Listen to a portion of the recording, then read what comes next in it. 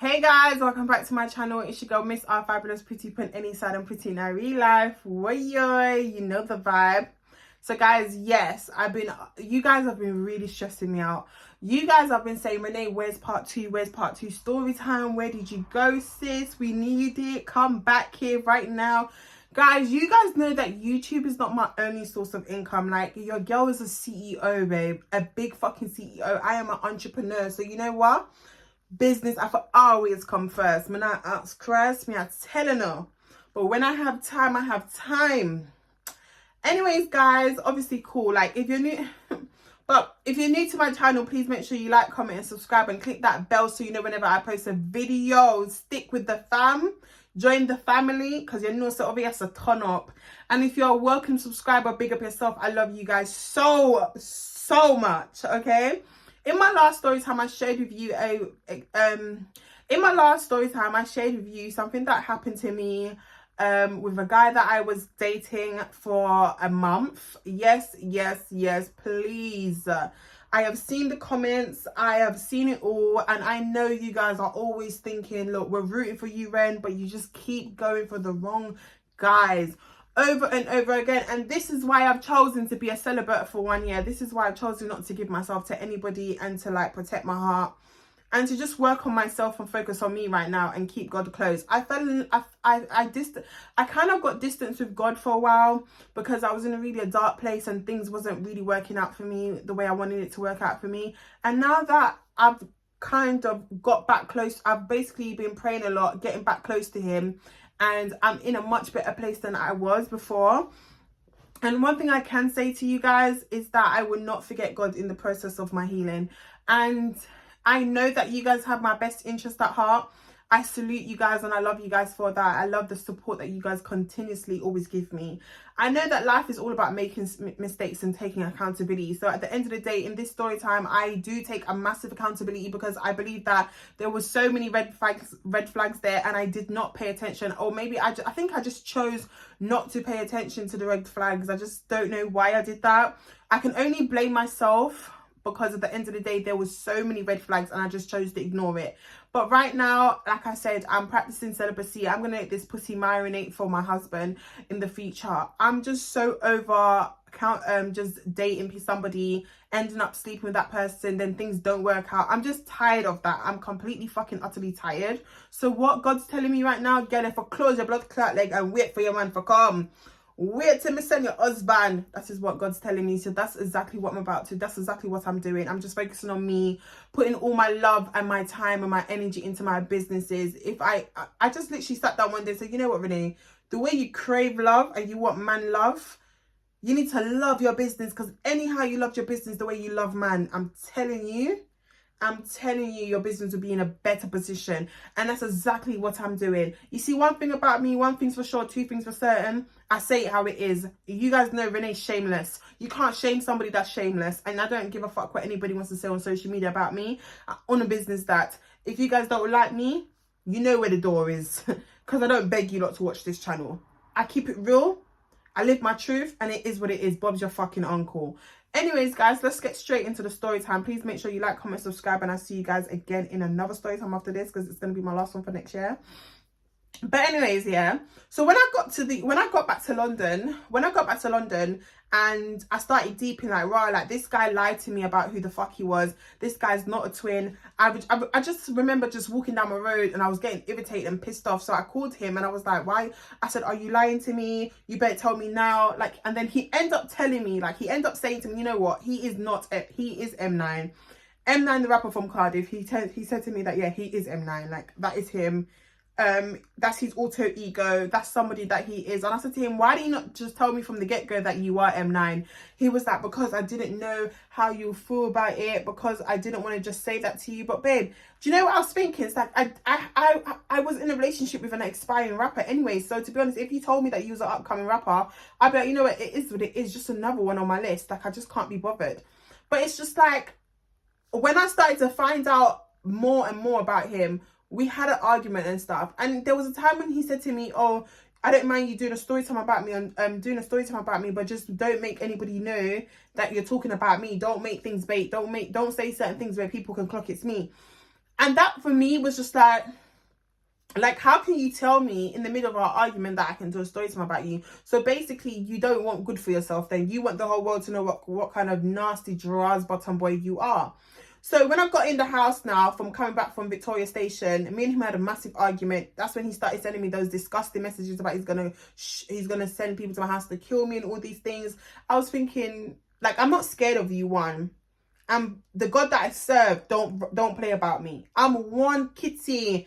God don't play about. And I say this with chest because I've been through so much trials and tribulations. And if it wasn't for God, I wouldn't be sitting right here telling you a story time. So nobody can tell me about my God. Nobody can tell me about my God that I serve in this world. You understand? So we started arguing. We started like going back and forth. He started being disrespectful. He started saying this nasty stuff. He started telling me that's why I fucked you up and I came and fucked you. And I was like, babe, I don't care. Like, if you stepped to my up, you stepped to my up. Like, and then he's like, no, it's just not any up. It's the one that you beefing Shoreditch. I was like, I don't really care. Like, do you know what I mean? And then I just started to like ignore his messages. He was ringing on my phone. He was going crazy, ringing me so much, like on no caller ID because I blocked him. Then after, I was like, you know what, fuck it. Like, let me go do some FBI shit. So I ended up finding the ex, the wife at the time. I found her Instagram. I called her business phone. She picked up her business phone. We had a conversation. That's when she started to tell me everything about this man called Nigel. She started to tell me everything. I did have a conversation with her and I said to her, look, I'm not calling your phone as a woman to woman. I'm not calling your phone to disrespect you. But I just want to tell you that I've been seeing your husband, and I rather you find out from me because I did do a story time on TikTok and I don't want anybody to message you and feel like they can disrespect you with the information that they got. So I thought, you know what, it's good, it'll be better for her to hear it from the horse's mouth. So I had a conversation with her on the phone. She was super, super lovely. She's such a beautiful girl. Honestly, guys, she's so amazing. Like, she is honestly so cool. And we had a conversation for a good hour and 35 minutes. And in that conversation that we had for an hour and 35 minutes, I was so disgusted. I couldn't believe that this is the man that I found again. It's like, I don't know why I buck up on these crasses blood clot man, where all they know is to do is sleep on sofas and blood clot mattress on the floor. So in the conversation that me and her had, she basically just told me, look, she's not in a relationship with him anymore. They had a divorce. She wanted a divorce from him. He's been cheating on her so much in Cardiff, everywhere. Like, everybody he just cheats on her with. And she just told me basically that she's been with this man for 6.5 years, almost 7 years. They've been married and they have kids together. And you know, he's basically, she's let herself go in such a long way because she settled for him. And she said that she's very happy right now that she feels like it's God that sent me to her to basically tell her what's recently been going on. And she said, if you did not come to me, I would have let him back into the house, back into the bed. I would have just let him back into my life again, because he's been begging to come back home. He's been begging. And I've been saying no. And I was literally going to say yes to him yesterday. And if you didn't come, Renee, I would have said yes. I would have given in. And she's like, I'm so happy that you told me everything. She then said to me that this man has lived with her for so long. He's never contributed to rent. He's never paid the rent for the house. She's been working. She had to work 2 jobs. She had to be self-employed. She had to do so many things to cover the rent. And he has lived with her, never covered the rent, never pays for rent, doesn't put food in the house, doesn't go shopping. He doesn't do anything. He just sleeps there. And then he'll just babysit the kids when she's got to go work. So when she was telling me these things, I was thinking, it all makes sense why this guy wants me to move to Cardiff. Did you think I was going to move to Cardiff for you to be sleeping up in my yard? Did you think I was going to move to Cardiff for me to be paying all the rent and all the bills? Oh, no, mama. No, sir. No, sir. So when she's telling me all these things, obviously, like, I did say to her, like, why did you allow that to happen? Like, how comes he didn't pay this and he didn't pay that? She, like, he just doesn't want to work. He's an immigrant. He doesn't want to work, and he doesn't want to work because he just feels like fast money is the way about it. And she's like, I was like, what do you mean he's an immigrant? She goes, yeah, like, he stay in the country. He's an immigrant. He goes to sign on and stuff. And I'm just like, I don't have nothing bad to say about immigrants, because I was once an immigrant before, so I'm very, very humble. But it's just like, live your truth, you know what I mean? And you can't be going around hurting women and disrespecting women like this when you know you're not living the life that you want to live. And you can't be on social media like faking a lifestyle when you know it's not that.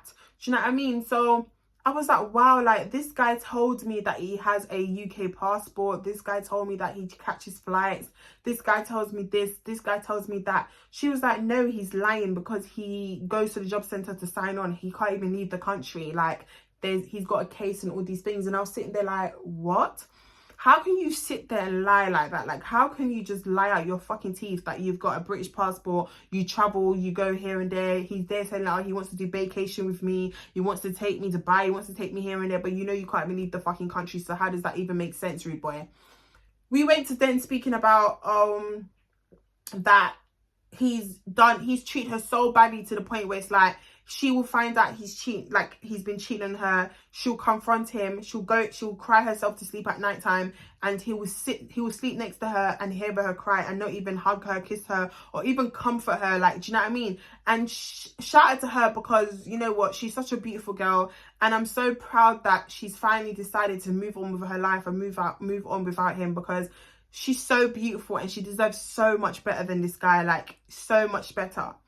At the end of the day, you know, I applaud her for the woman that she is, for allowing him to still be a great dad to his son, even if he's not financially doing anything for his son, but at least he's spending time with his child. I'd still applaud her, because if it was me blood clot take it to blood clot court if I pay child support. Me not ask, yeah. Me not ask. You mad? Alright, later.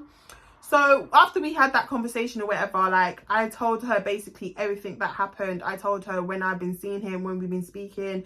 I basically told her the whole entire gist. Do you know what I mean? I told her everything that he's been lying to me about, and we just had a conversation, a woman-to-woman conversation about every single thing.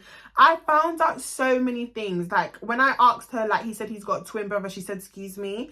I said, yeah, he's got a twin brother called a twin brother. She's like, no. I was like, yeah, he said that Mo 9 is his twin brother. She's like, no, it's not his twin brother.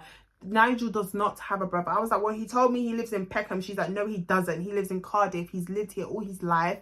He doesn't even go to London like that. He's chatting shit. And I was literally sitting there like, wow, like, how can you just lie about all these things, like, unprovoked? Like, it just comes out your mouth and you're just lying and building up a story for yourself. Like, niggas really be believing everything that they say. Like, nowadays, niggas tell you so much lie to the point where it's like they don't even remember the lie that they fucking told you 10 minutes ago. So after we had that conversation, obviously now I've mentioned to her, and I said that, oh, he also said that he's not able to work in this country because of his crimes. And she goes, what crimes? Like, all he's been in prison for is like drugs and stuff. And, you know, and I'm like, what? And stabbing.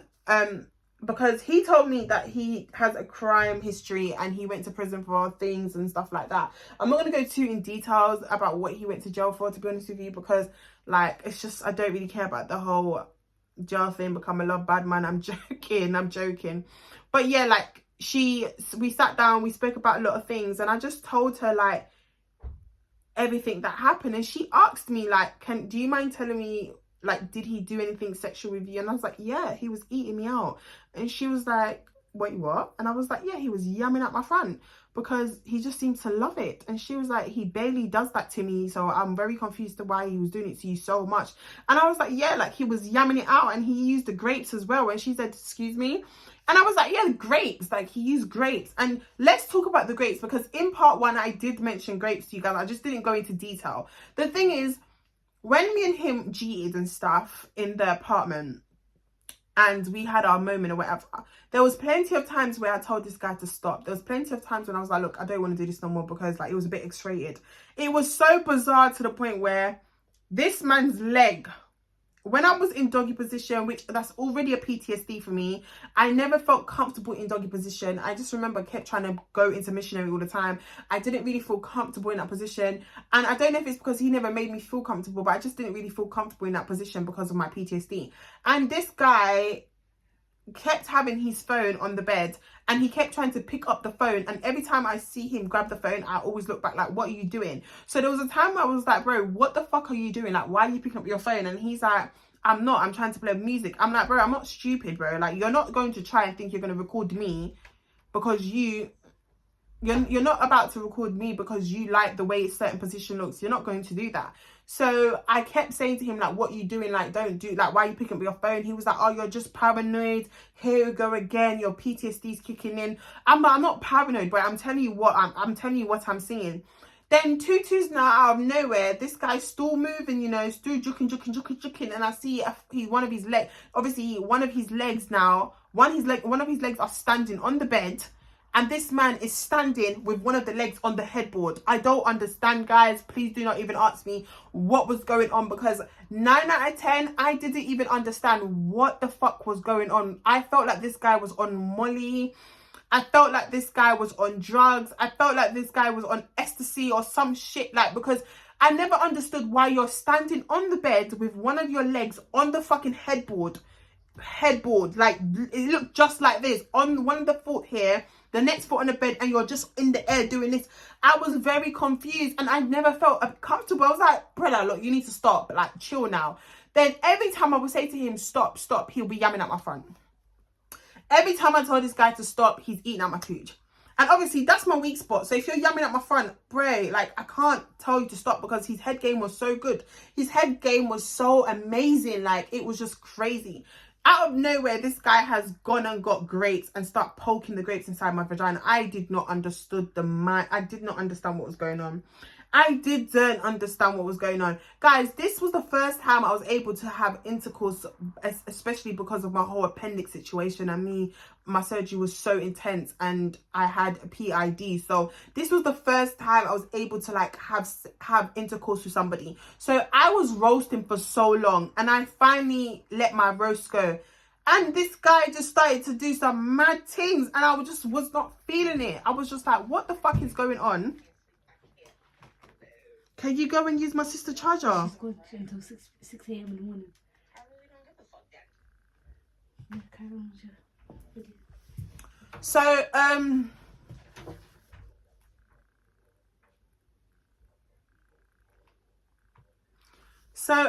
after that now, like, he started doing some crazy fucking activities, and I was just like, this is mad. Like, this is a bit too much for me. And every single time I would just stop and say, like, look, I can't do no more. Like, my thing's swollen. I just need a break. I need to rest. I need to just go shower and go home.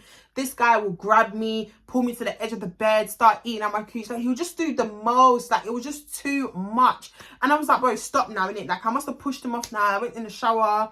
Now to go have a shower, because I'm ready to go home. Like, I don't even want to be around this guy. Like, I need to leave. Like, you're doing too much fucking things right now. Then this guy came in the shower to try and jeep me in the shower after I've told you that I don't want to do anything, bro. After I've said to you, bro, enough is enough, like, back off. You've come in the shower to jeep me in the shower, telling me if I've ever had shower sex. And I said, bro, my man, I don't like shower sex. I'm done. Like, he's like, no, like, you're so sexy. Like, you're so appealing. Like, how I can't help myself, friend. I can't help. I'm like, babe, well, you're going to help yourself today, because I do not want to do anything anymore. He comes in the shower. He's rubbing on my body. He's like, oh, let me shower you. I'm like, no, I don't want you to shower me. I'm going to shower and go home. Obviously, like, I had a spare underwear and spare stuff. So, and deodorant and everything. My thing was pattern. This guy comes to an apartment knowing he's going to sleep over with no fresh boxers, no extra clothes, nothing. When I went inside his bag when he went to the shop for me, I saw no deodorant, nothing in his bag. His bag was completely fucking empty. He didn't have nothing in the bag at all. So when you're walking around with a LV bag that has nothing inside of it, it's completely fucking empty. What, is this just for fashion? I don't understand what was going on at the time. So I'm like, okay, cool. Like, I'm in the shower now and I'm getting myself together. I'm like, can you excuse me? Can you get out? Like, I need some privacy. He's like, okay, cool, calm down. Like, you're getting too rude. I'm like, no, because you're just like, you don't understand. I said, I don't want to do anything with you, bro. You don't even understand what no means. Like, what the fuck? So I had a shower. He's like, you're bare rude, bro. You're bare rude. Like, that's why you don't have a boyfriend. No, I don't have a boyfriend because I don't take disrespect for no blood clot man. And when men feel like they can disrespect me, I tell them about them what's it not clot. So don't come tell me I don't have a boyfriend because I'm not tolerating your disrespect and I'm not letting you think you can push me around in this apartment. So after that now, I've had a shower and I said to him, when I got dressed and stuff, put my clothes on, put my deodorant, fresh underwear on, I'm like, so wait, you're not going to go bathe? Because you stink. Like, the thing is, yeah, he stank up the whole entire room, yeah? And in the morning, he had a very strong smell. So when we're cheating and when we were cheating and stuff, yeah, I could smell the BO. So imagine having sex with somebody, you can smell the BO, you're not really into it, you don't want to do it, And then every time you don't want to do it no more, the person's yamming at your front like it's KFC bucket, like he's eating, yeah, with the fucking barbecue sauce and mayo. And it's like every time I pushed his head off, he'll still eat it. And I'm not going to lie to you, like I said, his head game was so good. But the chemistry and the vibe was just not in it no more. So when I've now got dressed and everything, and I'm gone in the living room and I'm sitting on the couch because I'm ready to leave now, innit? I said to this guy, you're not going to go bathe your skin? Like, he goes, what do you mean, bathe my skin? I was like, you need to go have a shower because I can smell you. He was like, oh, of course I'm going to have a shower. I was like, no, you know you wasn't going to have a shower because you know full well you wasn't going to have a shower if I didn't bring it up. He goes to have a shower. He comes out of the shower and then he goes into my handbag and takes out my deodorant. One, you didn't ask me to take out my deodorant. You just helped yourself in my fucking bag. I don't know who the fuck you think you are. And I was like, okay, you know what? Cool. Let me not. It's just deodorant. It's £1.39 for it in Boots. It's not a big deal, Ren. So I let him use the deodorant, whatever. And I was like, please don't get my bag without asking me. Yeah. And he goes, okay, cool. He sits down on the chair. He starts to apologize. And I was like, why are you apologizing to me? He goes, because the way I treated you last night was really bad. I said, what? Oh, now you're going to say sorry. So basically, I missed out a bit in the first story time. I didn't tell you guys what he did to me. My best friend called my phone and was having a conversation while he was playing that Simmy fucking song on the TV. And when he was playing the Simmy song, he was like, get off the phone right now. It's my time. Like being bare control. I was like, no, this is my best friend. Like, are you fucking stupid? I'm going to talk to my best friend. He grabbed my phone out of my hand and hanged up the phone call. And I was like, who the fuck? I got so angry at him, right? I literally said to him, don't you ever in your fucking life think you can ever do that to me again? Are you stupid?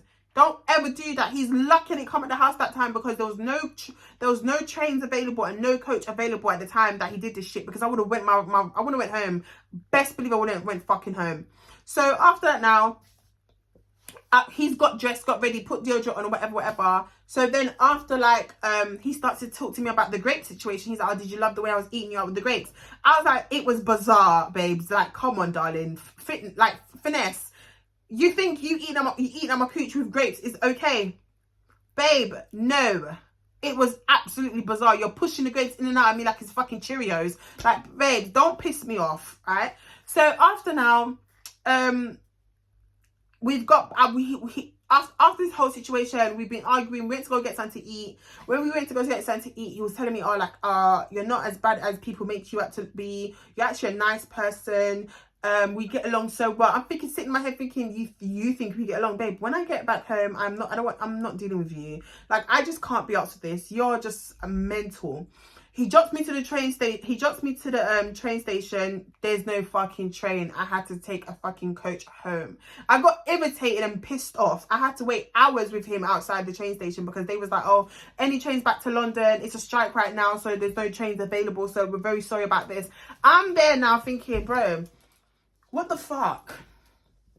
And this is when, like I said to you guys, I met a guy that had a dog and I was just hugging the dog and I was just obsessed with the dog. Like, the dog was so cute. You guys know I love dogs anyways.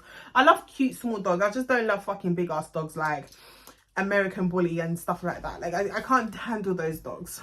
So obviously, like, after that now, we've waited. He's like, oh, look, it's time for us to go to the coach station. After he's been sitting there for 3 hours discussing his first baby mum that gives him a headache.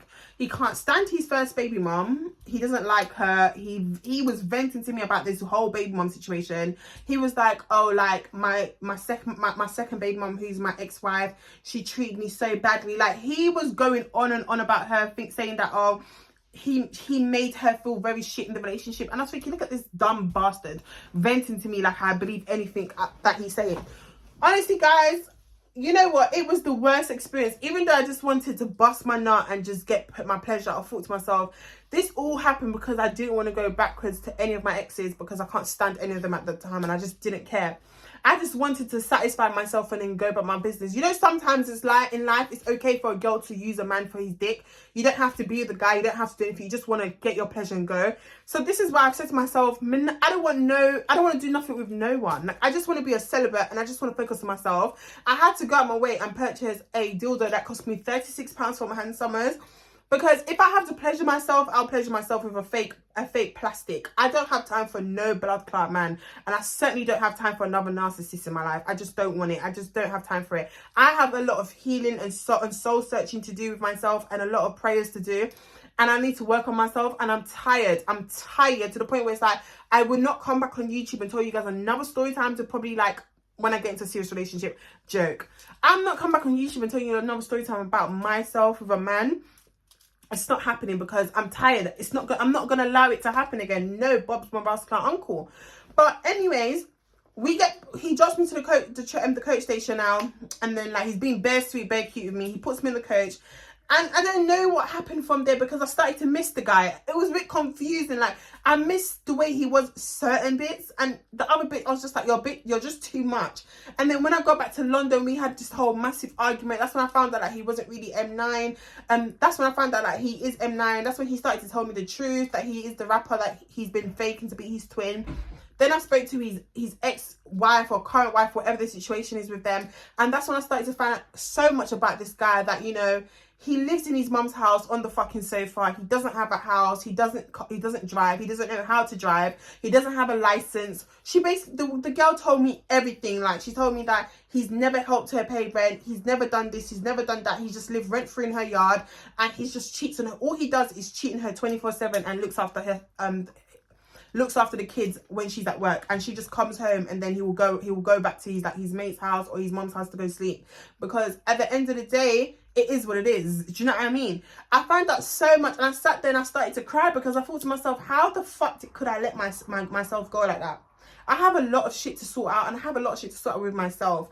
I can't be focusing on things that is not benefiting me. I feel like I'm searching for love in the wrong places. I feel like I really want to be in love, and I really want someone to love me, and just, you know, I want to experience the whole love fairy tale. I want my happy ending. I want my fairy tale. So I feel like because I dream about this all the time and I pray about this all the time, it's like it's not happening. So I'm searching for it, and I realize that I shouldn't be searching for this. I should allow God to put that in my life. I should allow God to choose when it's the right time for me to experience that kind of love. And I feel like I have daddy issues, so that's probably another reason why I don't know how to learn to accept that God's timing is the best timing. Do you know what I mean? So after weeks of thinking, weeks of going through my thoughts and my feelings and going through these trials and tribulations, I finally started to pray, and I started to go on my knees, and I started to make a vow to God saying that I'm going to be a celibate. And I promised him, and I said, I'm going to do a celibacy for a whole year. I'm not going to give myself to a guy. I'm not going to be intimate with a guy. I just want to focus on myself and be by myself for a while and not do anything with nobody and cherish my body more. Do you know what I mean? And it's okay, Ren. Like, it's okay not to have love right now. It's okay. Like, I'm so used to loving everybody and giving love to everybody that sometimes I just want to feel love. Sometimes I just want someone to hug me and give me a kiss and say, Ren, you know what? Things are going to be okay. Things are going to get better. But I'm searching for it in the wrong places. I don't want to get too emotional because I honestly, guys, I'm really hoping that one day I could have babies and, you know, have a family of my own and have a husband and live in a beautiful house with my family. Like, the way I dream about my life with a man and all these things, I'm just praying that it happens that way. And honestly, I just have to take accountability that I saw all the red flags and I decided to ignore them. I decided to ignore these red flags when they was so there in bright neon fucking red. It was there. And I just chose to ignore it. I had to go to the clinic. I had to go and I had to order self-checkup. I had to check myself out. I had to go to my GP, do tests, because I just didn't, the way he was moving had me paranoid. And I'm just so thankful to God that this guy didn't give me anything. I'm thankful to God that I didn't catch an infection. I didn't get any BV. I didn't get no thrush. I'm so happy because honestly, guys, the way this guy was moving, you would think that he was going to give me something mad.